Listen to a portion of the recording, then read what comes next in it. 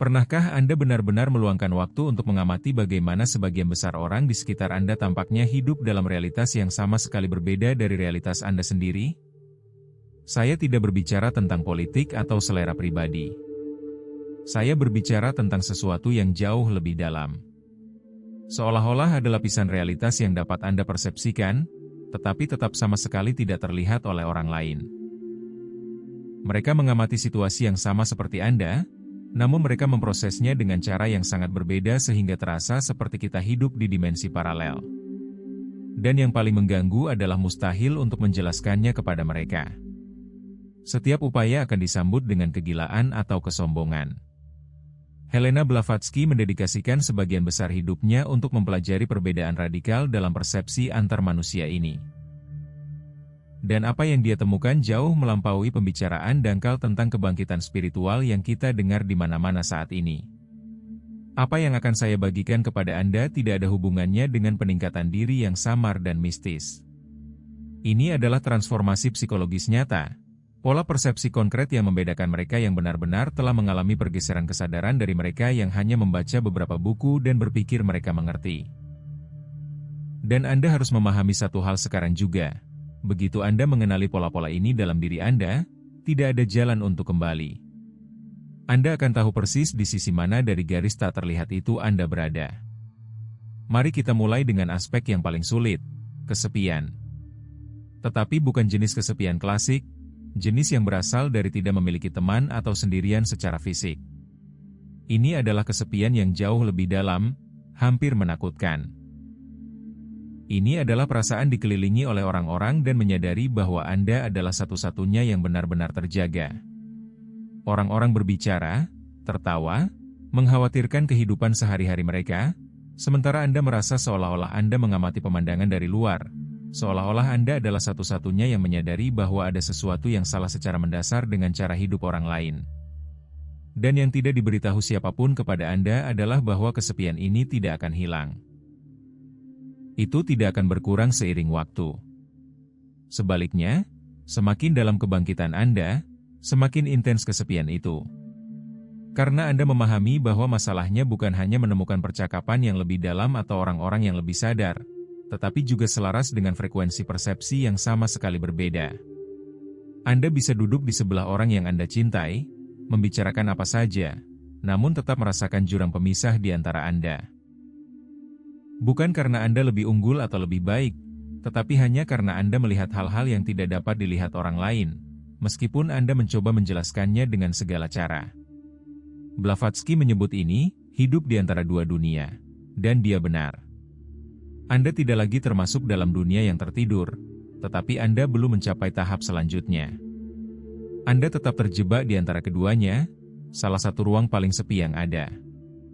Ini mengarah langsung ke gejala utama kedua. Runtuhnya makna otomatis secara total. Segala sesuatu yang dulunya memberi makna pada hidup Anda, bekerja, menghasilkan uang, mengonsumsi, memberi kesan, menyesuaikan diri dengan norma sosial, membangun karir, merencanakan masa depan, tiba-tiba kehilangan semua substansinya. Dan ini bukanlah keputusan rasional. Bukan berarti Anda memilih untuk menganggap hal-hal ini tidak berguna. Ini berbeda. Seolah-olah sebuah tabir telah tersingkap, memungkinkan Anda untuk melihat struktur-struktur ini apa adanya. Kosong, artifisial, dibuat-buat, dan mengalihkan perhatian. Anda melihat rutinitas dan tujuan Anda, dan satu pertanyaan muncul, mengapa? Dan tidak ada jawaban yang datang. Orang-orang di sekitar Anda terus percaya bahwa semua ini penting, bahwa hal itu memberi makna bagi keberadaan mereka. Tetapi bagi Anda, ini seperti menonton film buruk yang dianggap serius oleh semua orang kecuali Anda. Anda melihat rekan-rekan Anda berlomba-lomba mendapatkan promosi, teman-teman Anda terobsesi dengan media sosial, keluarga Anda sibuk dengan status dan penampilan, dan Anda tidak lagi bisa berpura-pura bahwa itu penting. Bukan karena nihilisme atau depresi, tetapi karena Anda melihat ilusi tersebut. Anda memahami bahwa sistem nilai ini ditanamkan dalam diri Anda sejak kecil dan tidak pernah dipertanyakan. Blavatsky menjelaskan bahwa runtuhnya makna ini adalah salah satu tanda kebangkitan sejati pertama, karena Anda mulai memahami pemrograman, pengkondisian, matriks. Tetapi ini menempatkan Anda dalam posisi yang sangat tidak nyaman. Anda masih hidup di dunia ini. Anda tetap harus membayar tagihan, berinteraksi dengan orang-orang yang menganggap semuanya sangat serius. Sementara jauh di lubuk hati, Anda tahu bahwa semua itu hanyalah sandiwara besar. Dari situ, sesuatu yang meresahkan mulai muncul, produk. Orang-orang yang benar-benar tercerahkan mengembangkan kemampuan yang hampir supranatural untuk mendeteksi manipulasi. Dan bukan hanya bentuk-bentuk yang jelas. Anda mulai merasakan lapisan kontrol yang halus dan berpervasive, yang tidak terlihat oleh kebanyakan orang. Anda merasakan ketika bahasa digunakan untuk memprovokasi rasa bersalah, takut, atau kewajiban. Anda segera mengenali pemicu emosional yang dirancang untuk membungkam pemikiran kritis.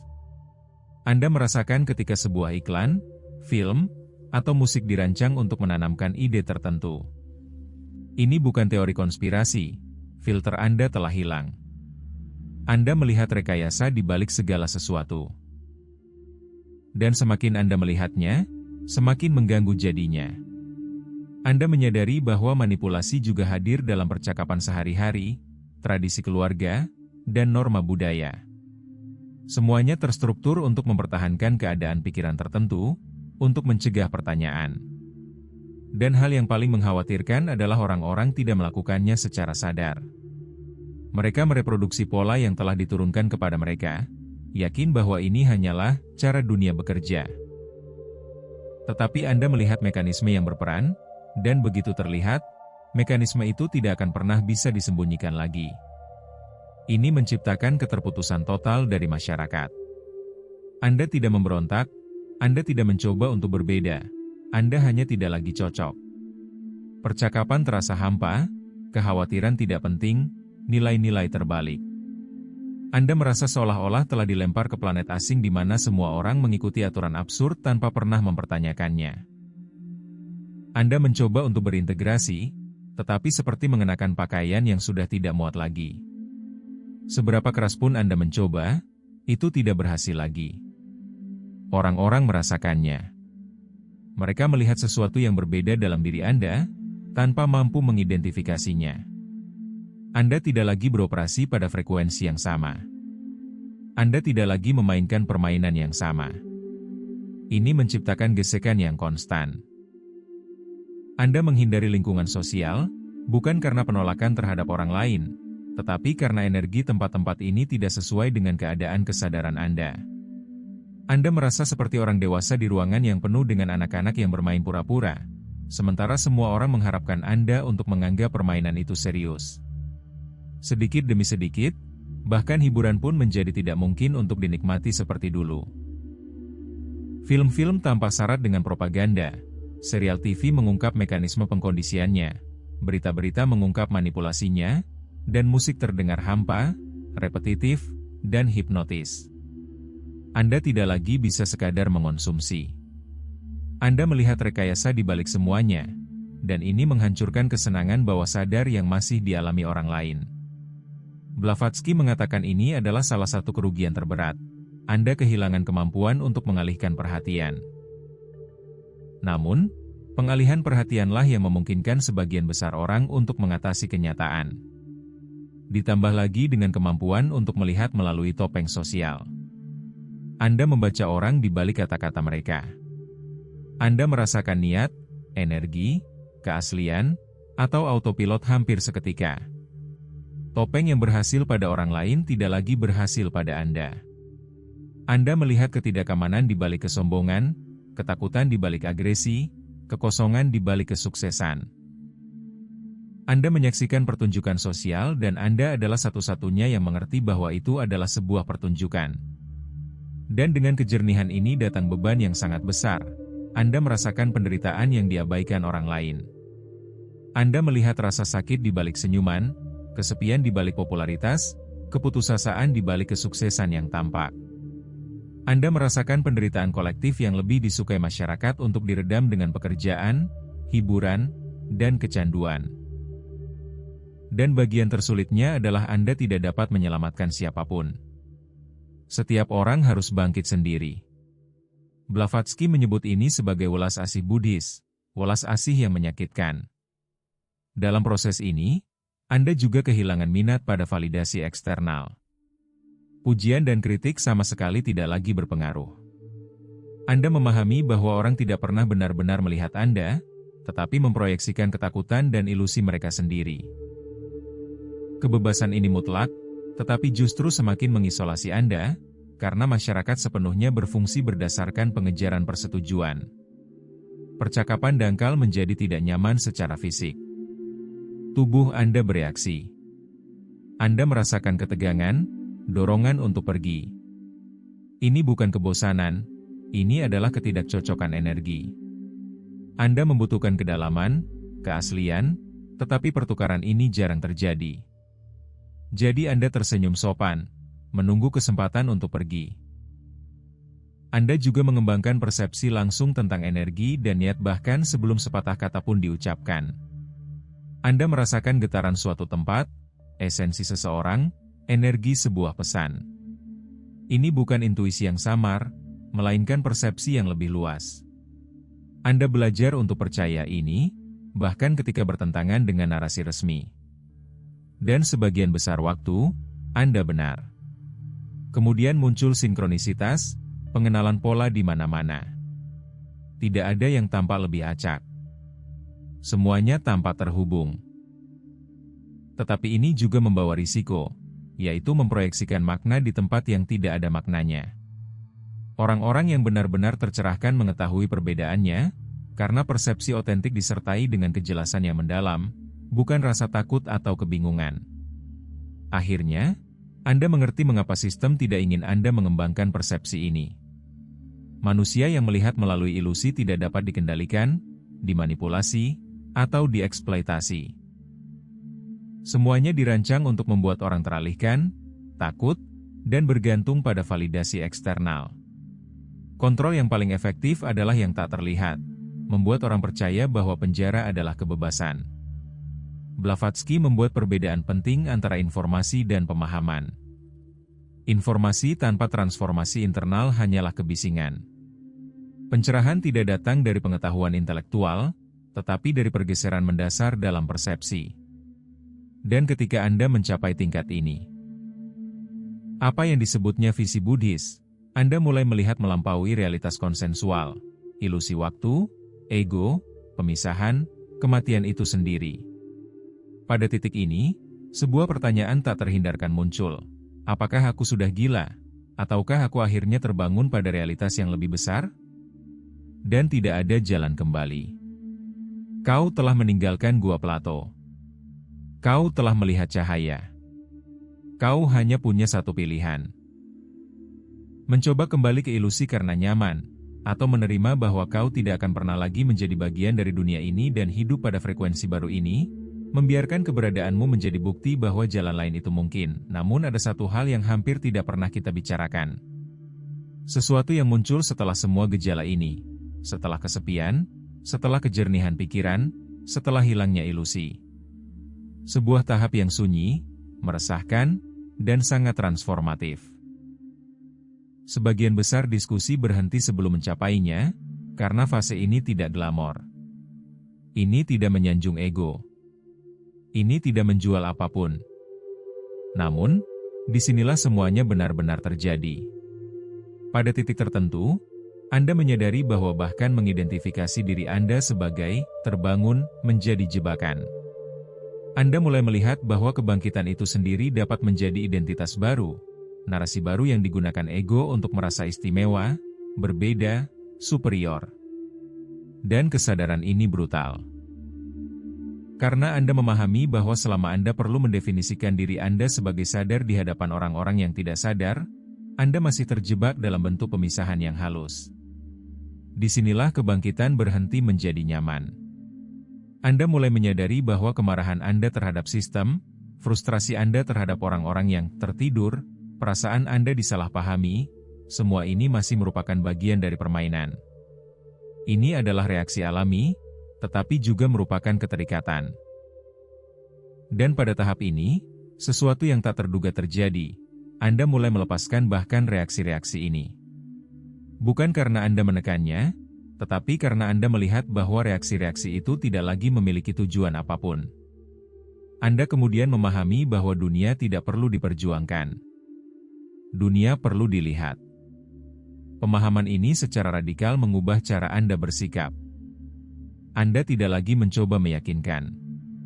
Anda tidak lagi mencoba membangkitkan. Anda bahkan tidak lagi mencoba menjelaskan. Anda menjadi hadir dalam diam. Dan kehadiran ini jauh lebih kuat daripada wacana apapun. Blavatsky menyebut tahap ini sebagai pergeseran dari perjuangan ke integrasi. Anda berhenti melawan ilusi karena Anda memahami bahwa ilusi juga merupakan bagian dari proses. Anda melihat bahwa orang-orang tertidur karena mereka belum dapat melakukan hal lain. Dan pemahaman ini bukanlah intelektual.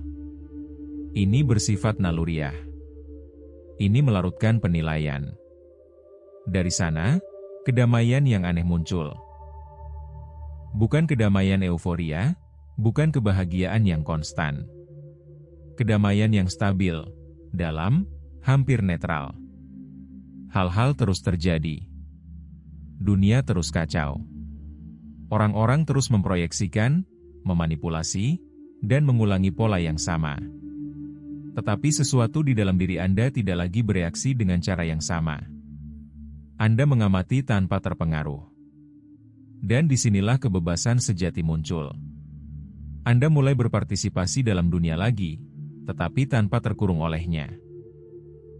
Anda dapat bekerja tanpa mendefinisikan diri Anda berdasarkan pekerjaan Anda. Anda dapat berinteraksi tanpa mencari persetujuan. Anda dapat memainkan permainan sosial tanpa mempercayainya secara internal. Anda menjadi fungsional, tetapi tidak teridentifikasi. Hadir, tetapi tidak terkurung. Inilah yang sangat sedikit orang pahami. Kebangkitan bukanlah penarikan diri dari dunia, melainkan hubungan yang berbeda dengan dunia. Anda tidak melarikan diri dari masyarakat. Anda hanya berhenti menganggapnya seperti apa adanya.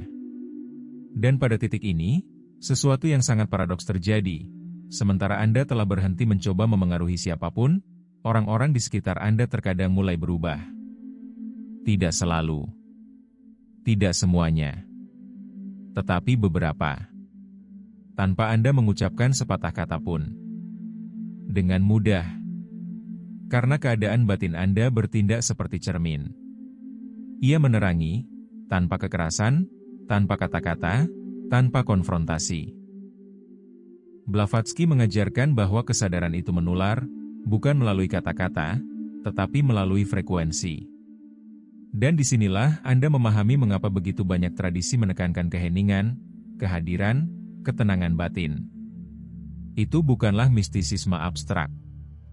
Itu adalah pemahaman halus tentang sifat kesadaran manusia. Pada tahap ini, Anda juga berhenti mencari tujuan yang spektakuler. Anda memahami bahwa Anda tidak di sini untuk menyelamatkan dunia, atau untuk menghancurkannya, atau bahkan untuk memperbaikinya. Anda di sini untuk mewujudkan tingkat kesadaran yang berbeda, hanya dengan hidup. Dan itu sudah cukup. Anda tidak lagi terobsesi dengan gagasan tentang makna. Karena Anda telah menjadi makna itu sendiri. Dan mungkin inilah kebenaran yang paling mengganggu dari semuanya, kebangkitan tidak mengubah Anda menjadi seorang nabi, seorang pembimbing, atau seorang pahlawan. Ia mengubah Anda menjadi seseorang yang biasanya jernih di dunia yang luar biasa membingungkan. Seseorang yang melihat dengan jelas, yang bertindak sederhana, dan yang tidak lagi membutuhkan realitas yang berbeda untuk berdamai dengannya. Ini adalah fase yang hampir tidak pernah ditunjukkan oleh siapapun. Karena fase ini sunyi. Karena fase ini tenang. Karena fase ini tidak lagi memelihara ilusi apapun, bahkan ilusi spiritual sekalipun. Tetapi jika Anda telah sampai sejauh ini, maka Anda sudah tahu. Ini bukanlah bagian perjalanan yang paling spektakuler. Ini adalah bagian yang paling nyata.